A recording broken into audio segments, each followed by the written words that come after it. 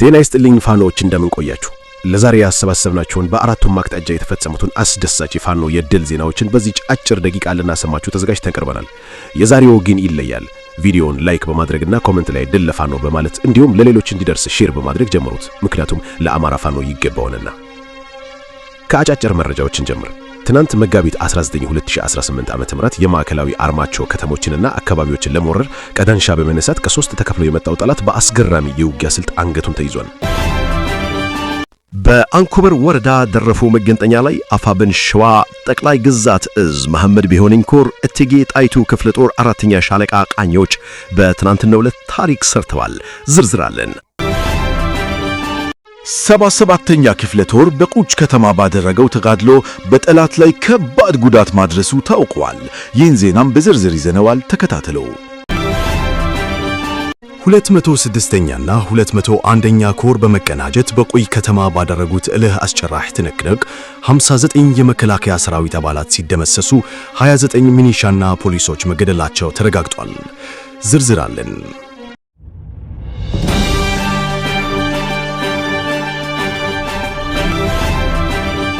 በአንኮበር ወረዳ ደረፎ መገንጠያ ላይ አፋብን ሸዋ ጠቅላይ ግዛት እዝ መሐመድ ቢሆነኝ ኮር እቴጌ ጣይቱ ክፍለ ጦር 4ኛ ሻለቃ ቃኞች በትናንትናው ዕለት ታሪክ ሰርተዋል። መነሻውን ከአንኮበር አድርጎ እንቅስቃሴውን ወደ ደረፎ መገንጠያ ያደረገው የአረጋ ከበደ ስልጣን ጠባቂ 30ኛ ሻለቃ አድማ ብተናና ሚሊሻ በአንድ መኪና ተጭኖ ሲንቀሳቀስ የእቴጌ ጣይቱ ክፍለ ጦር 4ኛ ሻለቃ ነበልባሎቹ ቃኞች ቀድመው ገዢ ቦታ በመያዝ ጥላት ደረፎ መገንጠያ ላይ ሲደርስ በመኪና ላይ እንዳለ ድንገተኛ መብረቃዊ ጥቃት በመፈጸም በጥላት ላይ ከፍተኛ ጉዳት አድርሰዋል። ከሞተው የጥላት ኃይል መካከል ከአንኮበር ወረዳ ደረፎ ቀበሌ ልዩ ቦታው አጋምበረት ከሚባል አካባቢ ሚሊሻ የነበረች ለአምሮት ጥላሁን የተባለች ብልጽግና ገረድና ሌሎች 9 የጥላት ኃይል በተሰራው ኦፕሬሽን ላይ መለሱ የተሸኙ ሲሆን ብዛት ያለው ቁስለኛ ጭኖ ወደ አንኮበር ወረዳ ፈርጥጦ ተመልሷል። ነበልባሎቹ በፈጸሙት መብረቃዊ ጥቃት የተናደደው ጡት ቆራጭ ኃይል ያለ ሌላ ኃይሉን ይዞ ወደ ቦታው በሁለት አቅጣጫ የተንቀሳቀሰ ሲሆን ከወሻውሽኝ የመጣው መከላከያ ኃይል ወደ ደበሌ ሲያመራ፣ ሁለተኛው ከአንኮበር የመጣው አድማ ብተና ደረፎ መገንጠያ መግባት አክቶት ውርደቱን እንደተቀናነበ ተመልሷል። በሌላ ዜና ከአንኮበር ወረዳና አልዩ አምባ ከተማ ያለው ያገዛዙ ሰራዊት በተከታታይ ቀናት እየፈረሰ እቴጌ ጣይቱ ክፍለ ጦርን እየተቀላቀለ ይገኛል። አፋብን የሰጠውን የምህረት አዋጅ በትናንትናው ዕለት ተቀብለው 2 የአድማ ብተና አመራሮች አፋብን ሸዋ ጠቅላይ ግዛት እዝ መሐመድ ቢሆነኝ ኮር እቴጌ ጣይቱ ክፍለ ጦርን ተቀላቀሉ። ሰበር መረጃ።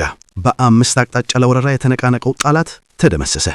ትናንት መጋቢት 19 2018 ዓ.ም የማዕከላዊ አርማቸው ከተሞችና አካባቢዎችን ለመውረር ከዳንሻ በመነሳት ከ3 ተከፍሎ አንደኛው ግዙፍ ኃይል ከሰሜን ምስራቅ አቅጣጫ ተነስቶ በአሽሪ ዶጋው በኩል በማድረግ ወደ ወረዳዋ ከተማ ማሰሮ ደንብ ለመዝለቅ የተነቃነቀ ሲሆን ከ700 ሰራዊት በላይ 2 ዙ 23 2 ሞርታር የታጠቀ ሌሎች ሞቶራይዝድና የቡድን መሳሪያዎችን ጨምሮ እስከ አፍንጫው የታጠቀ ኃይል ነው። ይህ ግዙፍ ኃይል በሌሊት ተጉዞ ዶጋው አካባቢ ጉልት ጎጥ እንደደረሰ ከጠዋቱ 2 ሰዓት አፋብን በላይ እዝ 4ኛ ደጃዝማች ኮር ረመጡ ደጀን ክፍለ ጦር ሬጅመንት 2 እና ዘራይ ክፍለ ጦር ሬጅመንት 1 በመተማመር ባደረሱበት ጥቃት ከ60 በላይ ጠላት ሲደመሰስ 013F ወታደራዊ ተሽከርካሪ ተማርኳል። 01 ብሬን የቡድን መሳሪያ፣ 02 40 ጎራሽ ክላሽ የጦር መሳሪያ፣ 02 M14 የጦር መሳሪያ፣ ከ27 በላይ ነፍስ ወከፍ የጦር መሳሪያ ተማርኳል። ደመቀ የተባለ ለዓመታት በህዝብ ላይ ግፍና በደል ሲያደርስ የነበረ የወረዳ ሚሊሻ ኃላፊ ተደምስሷል። በርካታ የነፍስ ወከፍና የቡድን የጦር መሳሪያ ተተኳሽ። በዚህ ግንባር የደረሰበትን ምት ተቋቁሞ ከጀግናው ሰራዊታችን ፊት መቆም የተሳነው ጠላት ዶጋ ወደ ተሰኘች አነስተኛ ከተማ አፈግፍጎ የተደመሰሰበትን ኃይል እየቀበረ ጊዜያዊ የመስፈሪያ ቀጠናውን ዶጋው አድርጎ ተመክቶ የወረራ ዕቅዱ መክኖበት ይገኛል። ሁለተኛው ከዳንሻ የተነሳ ወረራ ከሰሜን ምስራቅ ዳንሻ ተነቃንቆ ወደ ሙአት አድጊ የተሰኘ አነስተኛ ከተማ አቋርጦ የአንገረብ ወንዝን በመሻገር ዶጋውንና ደለሳን በግራ በኩል በመተው ከማሰሮ ደንብ አብርሃ ጅራ መተላለፊያ መስመርን ማአሪሽ የተሰኘ ቦታ የሚቆርጥ ወራሪ ሰራዊት ሲሆን ሰፊ የሰው ኃይል አሳትፎ ማአሪሽን ንጋት አካባቢ ከተቆጣጠረ በኋላ ማሰሮ ደንብና ጋብላን ከኋላ ቆርጦ የወገንን የኃይል አሰላለፍ ሚዛን ለማዛባት ሙከራ አደረገ። ወቆይታ በኋላ ረፋድ አካባቢ ወደ ጋብላ ከተማ ለመነቃነቅ ሲሞክል የአርበኞች ክፍለ ጦር 2 ሬጅመንቶች የተከዜ ክፍለ ጦርና የጎቤ ክፍለ ጦር ሬጅመንቶች በጋራ በወሰዷቸው ጸረ ማጥቃት ከቁጥሩ በውል ያልታወቀ ጠላት ሙትና ቁስለኛ ሲሆን ወደፊት አቅዶት የነበረው ማጥቃትም ህልም ሆኖበት ተገድቦ ወደ ኋላ ተስቦ ራሱን ለማትረፍ የመረጠውን ወታደራዊ መሬት ለመከታና ከለላ ተጠቅሞ እንዲገደብ ተገዷል። ሶስተኛው ጠላት በተመሳሳይ ከሰሜን ምስራቅ ሶሮቃ ተነስቶ ዶጋው እንደደረሰ ወደ በደዊ በማቅናት የማሰሮ ደንብን ደቡብ ምስራቅ አቅጣጫ ቆርጦ ለመያዝ ተልዕኮ የተሰጠው ኃይል በጨካ ሳይታይ በሌሊት በመንገድ መሪ ተመርቶ ገስግሶ የነበረ ጠላት በአፋብን በላይ እዝ 4ኛ ኮር አይን ሬጅመንት በደዊ አካባቢ ተመክቶ እቅዱ ከሽፎ ሊመለስ ግድ ሆኖታል። አራተኛው የጠላት ስምሪት ከሳንጃ ከተማ ተነስቶ በወይደን ባህ በኩል ተጉዞ ተተንፈልን ዳገት ዘልቆ ቀጥታ ወደ ማሰሮ ደንብ እንዲገባ ተልዕኮ የተሰጠው ጠላት ገስግሶ ነበር። ፊት ለፊት ከጂ መሬት ተቆጣጥሮ የነበረው የረመቱ ደጀን ሬጅመንት 1 ሰራዊት ተነፍል ሚካኤል ላይ ጠብቆት የነበረ ቢሆንም ሳይሳካለት ቀርቷል። አምስተኛው የጠላት የወረራ ዘመቻ አቅጣጫ ከሳንጃ ከተማ ተነስቶ ከምስራቅ ወደ ምዕራብ በጫቁና ጠባሪ በመዞር ፉጫንን ተቆጣጥሮ ማሰሮ ደንብን ለመክበብ የተነቃነቀው ጠላት ቢሆንም የደጃዝማች 4ኛ ኮር የጦር ጠበብት አዋጊዎች በወሰዷቸው የወታደራዊ ዘመቻ የወታደራዊ ሳይንስ ብልጫ የኮሩ የተመደቡ ሬጅመንቶች ከመከላከል በፍጥነት ወደ ማጥቃት በመሻገር ከሐላቲቶት የመጣውን የታች አርማቸው ዋና ከተማ ሳንጃ ከተማ የመሸገውን ጠላት ማጥቃትና ከተማው የመሸገውን የብርሃኑ ጁላ ሰራዊት መምታትና ዋና ቤዙ ላይ አደጋ መጣል ተችሏል። 77ኛ ክፍለ ጦር በቁቺ ከተማ ባደረገው ተጋድሎ በጠላት ላይ ከባድ ጉዳት ማድረሱ ታወቀ። በዚህ ተጋድሎ 14 የሚደርሱ ያገዛዙ ወታደሮች ሙትና ቁስለኛ ሲደረጉ ክላሽንኮቭ መሳሪያዎችና ሌሎች ወታደራዊ ቁሳቁሶች በፋኖ ቁጥጥር ስር ውለዋል።